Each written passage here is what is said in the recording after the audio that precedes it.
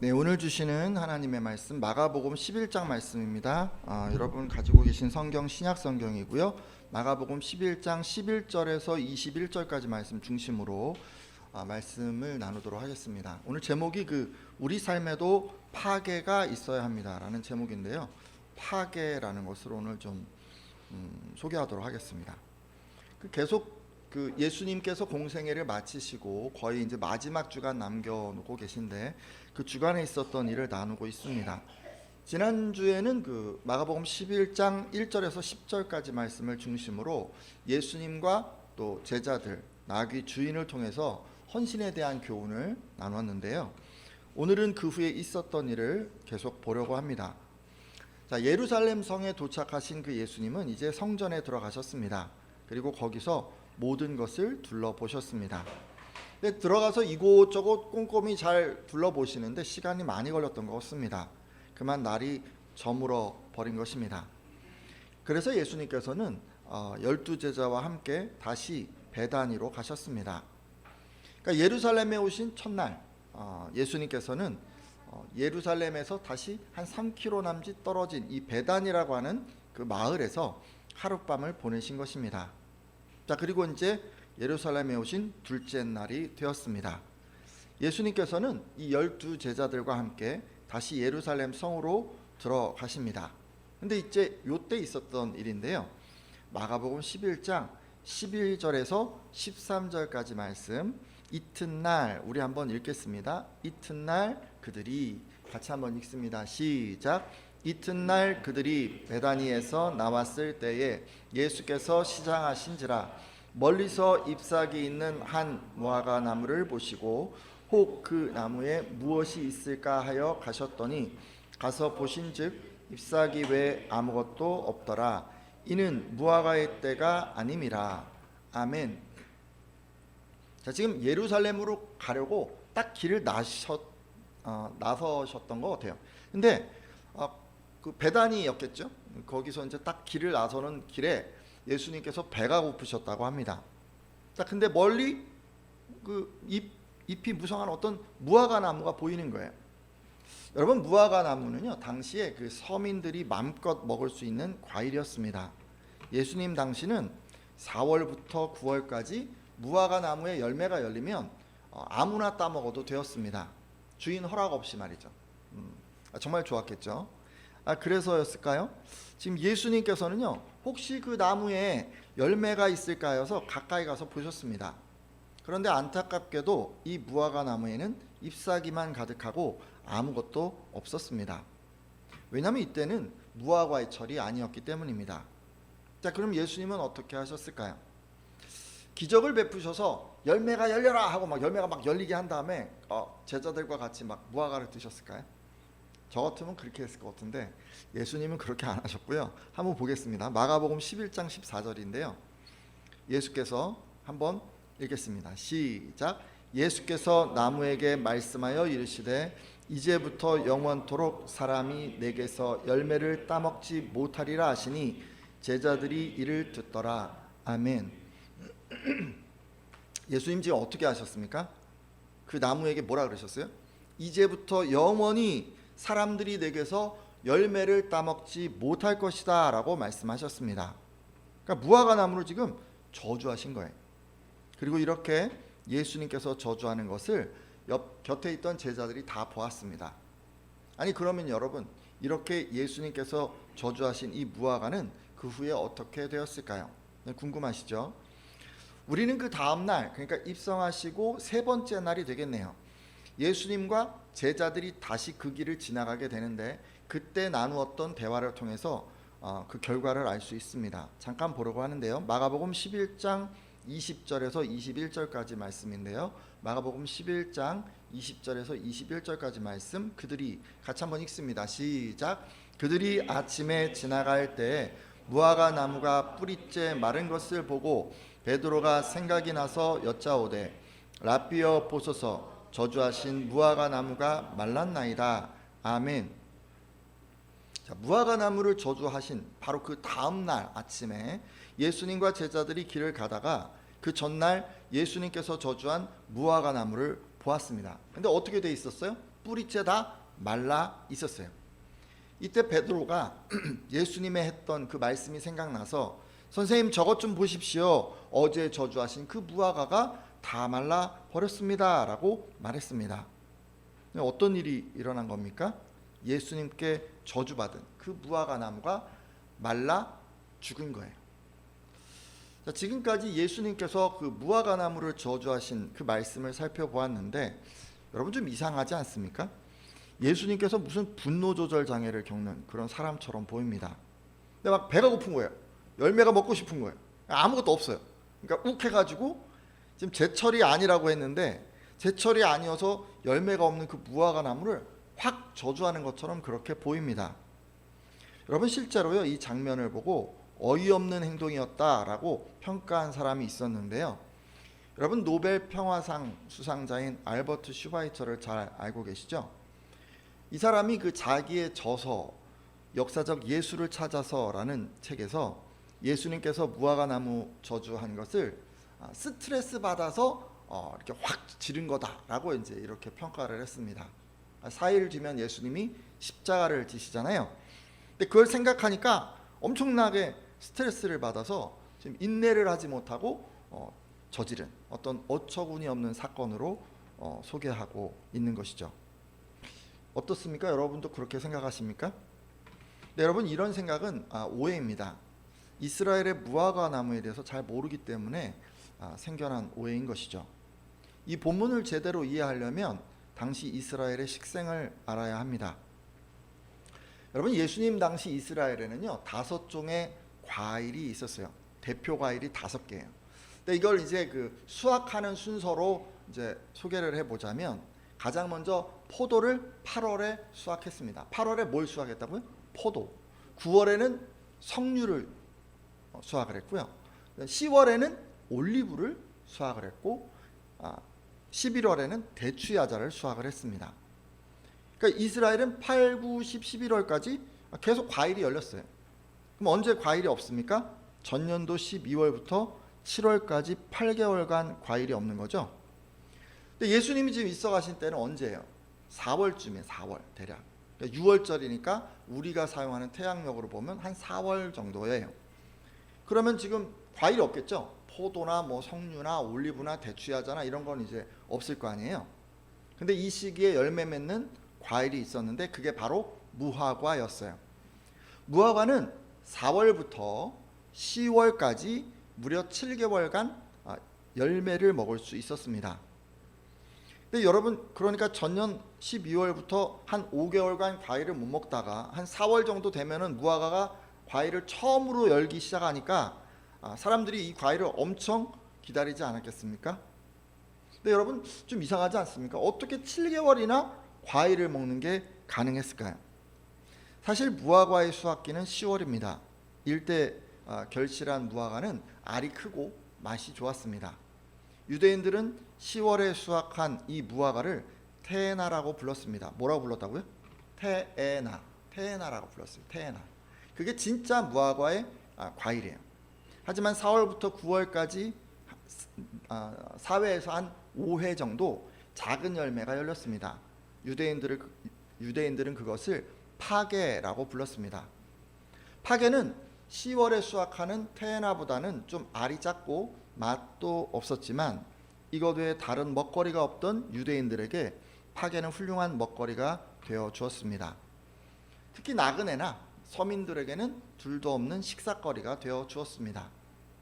그래서였을까요, 여러분? 이 무화과 나무가요 예루살렘 근처에 엄청나게 많았던 것 같아요. 얼마나 무화과 나무가 많았던지 예수님이 머무르고 계시는 베다니라고 하는 그 도시 있잖아요. 그 마을은 무화과의 집이라고 하는 의미였고요.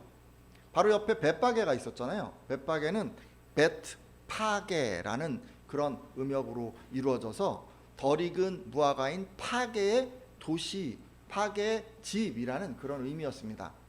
그러니까 베다니, 벳바게는 주변에 뭐가 이렇게 많은 거예요? 엄청나게 무화과가 많고 벳바게는 특별히 뭐가 유명해요? 파게가 맛있는, 파게가 많은 그런 동네였던 거예요. 따라서 지금 예수님은 무화과 나무로부터 파괴를 얻으려 하신 것임을 알 수가 있습니다.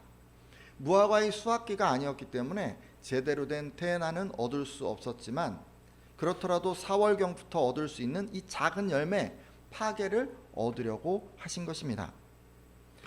아니, 그렇더라도 10월이면 제대로 된 열매가 열릴 텐데 4월에 지금 열리지 않았다고 해서 그 무화과 나무를 저주하시다니 이건 좀 너무한 것 아닙니까? 라고 여러분 생각하실 수 있는데요. 이 부분에 대해서도 오해가 좀 있습니다. 여러분, 4월부터 제가 파괴가 이렇게 열린다 그랬죠. 한 4, 5회 정도 계속 열리게 되는데, 이게 어떤 특성이 있냐면 일일이 계속 따줘야 돼요. 따줘야 또 열리는 거예요. 그럼 어떻게 되는 거예요? 몇 번 따야 되겠어요? 한 5번을 계속 따야 되는 거예요. 똑같은 자리에 만약에 파괴가 났다. 그럼 따줘야 또 파괴가 나고, 또 따줘야 또 파괴가 나고 하다가 맨 마지막에 10월에 태에나가 제대로 된 게 열리는 거예요. 그러니까 계속 따줘야 되는 거예요. 그러다 보니까 무화과 나무 주인은 지나가던 행인들이 이 파괴 따먹는 것을 굉장히 반겼습니다. 왜냐하면 자기가 해야 될 일인데 행인들이 대신 해주었기 때문입니다. 이런 이유로 이스라엘 사람들은 누구든 파괴를 따먹을 수 있었습니다. 그랬죠? 무화과 나무에는 뭐가 있어야 태에나가 있는 거예요? 파괴가 있어야 태에나가 있는 거예요. 그렇다면 예수님께서 저주하신 이유는 뭐예요? 4월에 파괴가 열리지 않으면 10월에 태에나가 있어요? 없어요? 없어요. 파괴가 없으면 태에나도 없는 거예요.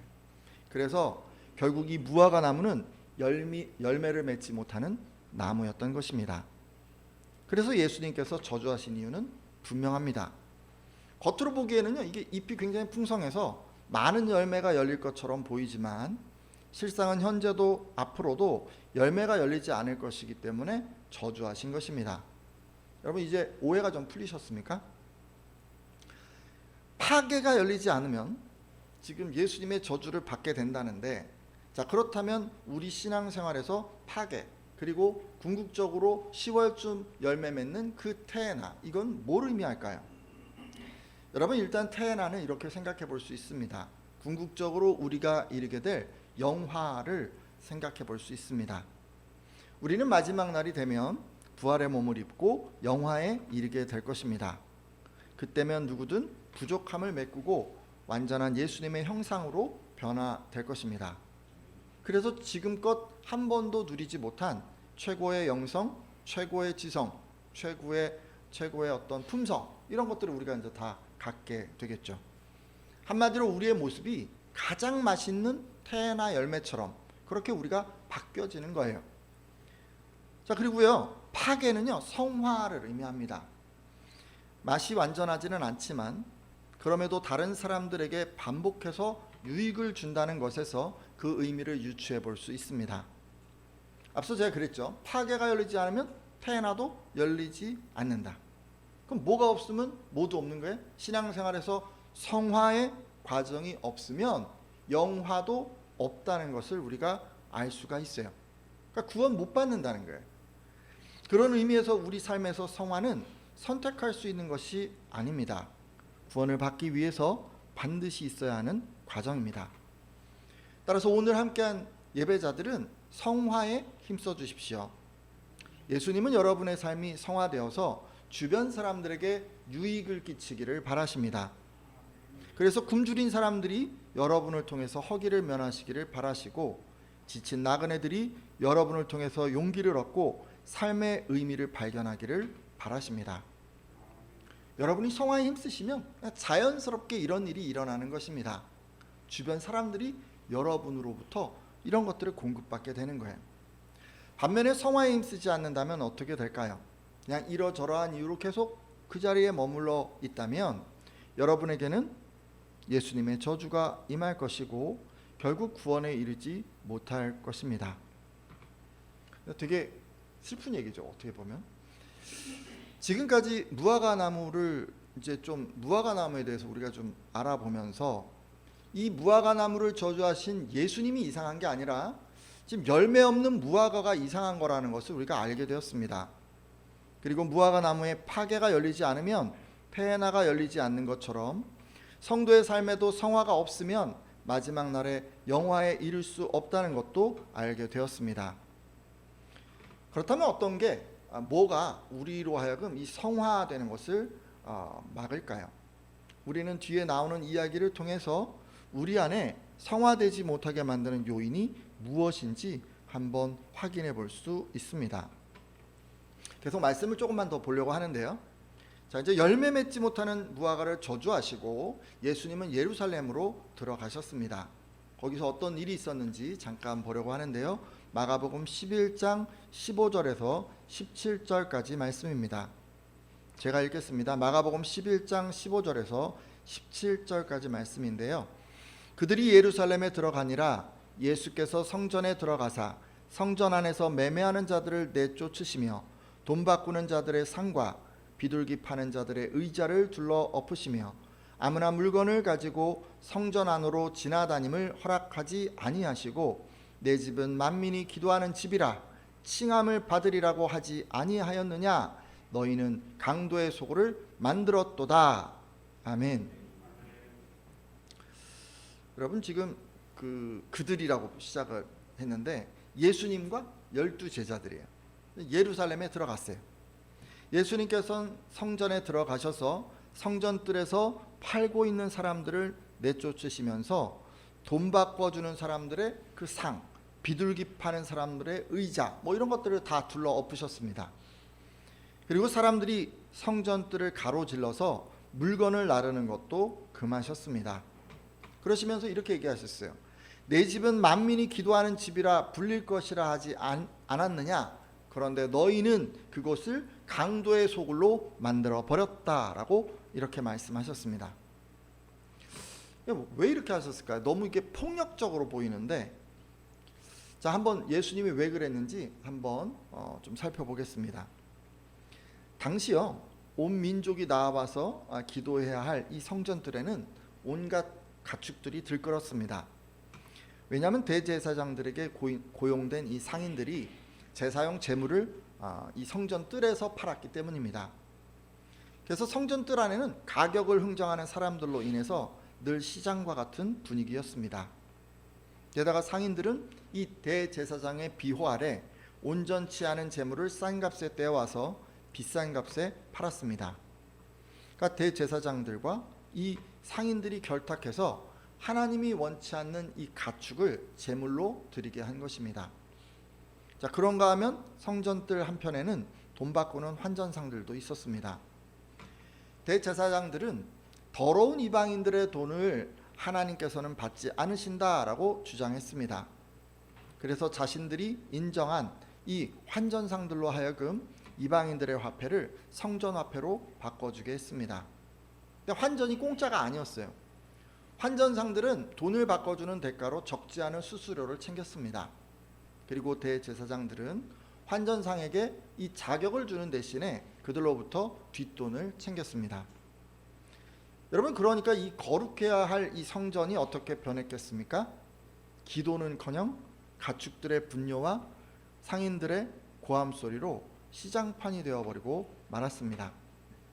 왜 이렇게 된 거예요? 여러분, 왜 이렇게 됐습니까? 대제사장이 돈을 위해서 말씀에서 벗어나서 성전을 더럽혔기 때문에 이렇게 된 거 아닙니까? 자, 이런 모습을 보시고 성전의 주인이신 예수님께서는 대제사장과 환전상과 상인들을 강도라고 규정하시고 성전에서 가축과 그 매매꾼들을 다 내어 쫓으시고 환전상들의 좌판을 둘러 엎으셔서 이 강도의 소굴이 된 성전을 정화하신 것입니다.